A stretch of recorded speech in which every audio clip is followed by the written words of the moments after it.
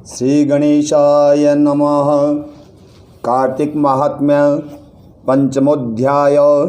प्रभु मुझे सहारा है तेरा, जग के पालनहार। कार्तिक मास महात्म्य की कथा करूं विस्तार। राजा पृथु ने कहा, हे मुनि जी, आपने कार्तिक मास में स्नान का फल कहा, अब अन्य मासों में विधिवत स्नान करने की विधि, नियम और उद्यापन की विधि मुझसे बतलाइए। देव ऋषि नारद बोले, हे राजन, आप भगवान विष्णु के अंश से उत्पन्न हुए हैं, अतः यह बात आपको मालूम ही है। फिर भी मैं आपको यथोचित विधान बतलाता हूँ। आश्विन मास में शुक्ल पक्ष की एकादशी से कार्तिक के व्रत करने चाहिए। सुबह ब्रह्म मुहूर्त में उठकर जल का पात्र लेकर गांव से बाहर पूर्व या उत्तर दिशा में जाएं। दिन में अथवा शाम को कान पर जनेऊ चढ़ाकर, पृथ्वी पर घास बिछाकर, सिर को कपड़े से ढककर, मुंह को भली भांति बंद करके, थूक व श्वास को रोककर, मल व मूत्र का त्याग करने के पश्चात मिट्टी व जल से भली भांति अपने गुप्तांगों को धोवें। तत्पश्चात जो मनुष्य दातुन मुख शुद्धि नहीं करता, उसके सब मंत्र निष्फल हो जाते हैं। अतः दांत और जीभ को यत्नपूर्वक शुद्ध करना चाहिए और निम्नलिखित मंत्र पढ़कर वृक्ष से दातुन तोड़नी चाहिए। हे बृहस्पति, तुम हमें आयु, कीर्ति, तेज, प्रज्ञा, पशु, संपत्ति, महाज्ञान, बुद्धि और विद्या प्रदान करो।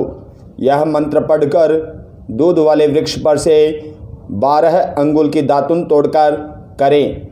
व्रत या श्राद्ध के दिन दातुन नहीं करना चाहिए।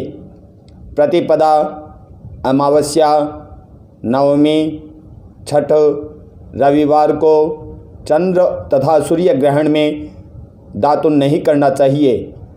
कटीले पेड़ों, कपास, पीपल, बरगद और निर्गंध, इन पेड़ों की दातुन करनी चाहिए।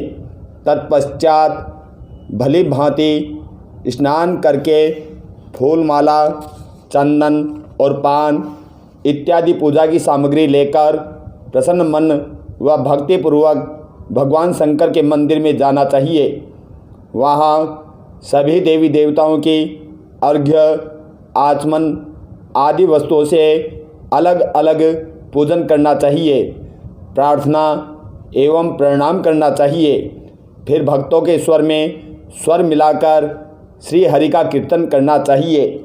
मंदिर में जो गायक भगवान श्री हरि का कीर्तन करने आए हों, उनका माला, चंदन, तांबुल आदि से पूजन करना चाहिए, क्योंकि देव स्थानों में भगवत कीर्तन करने वाले साक्षात भगवान विष्णु की मूर्ति होते हैं।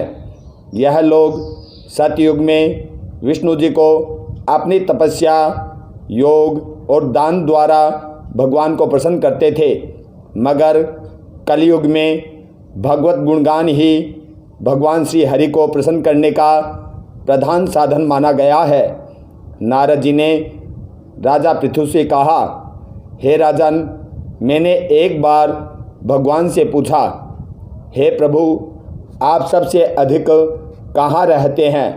यह सुनकर भगवान ने कहा, हे नारद, मैं वैकुंठ अथवा योगियों के हृदय में ही नहीं रहता, अपितु जहाँ मेरे भक्त मेरा कीर्तन करते हैं, वहाँ मैं अवश्य रहता हूँ। जो मनुष्य चंदन, माला आदि से मेरे भक्तों की पूजन करता है, उनसे मेरी ऐसी प्रीति होती है जैसे कि मेरे पूजन से भी नहीं हो सकती। शिरीष, धतूरा, गिरजा, चमेली, केसर, केदार तथा कटहल के फूलों व अक्षतों से भगवान विष्णु की पूजा नहीं करनी चाहिए।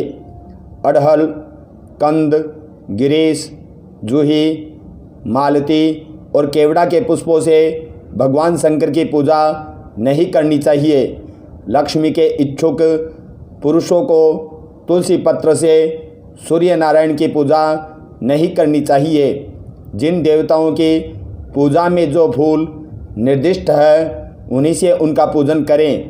पूजन समाप्त होने के पश्चात भगवान से क्षमा प्रार्थना करें, यथा हे सुरेश्वर, हे देव, मेरे पास न मंत्र है न क्रिया, मैं भक्ति से भी हीन हूँ।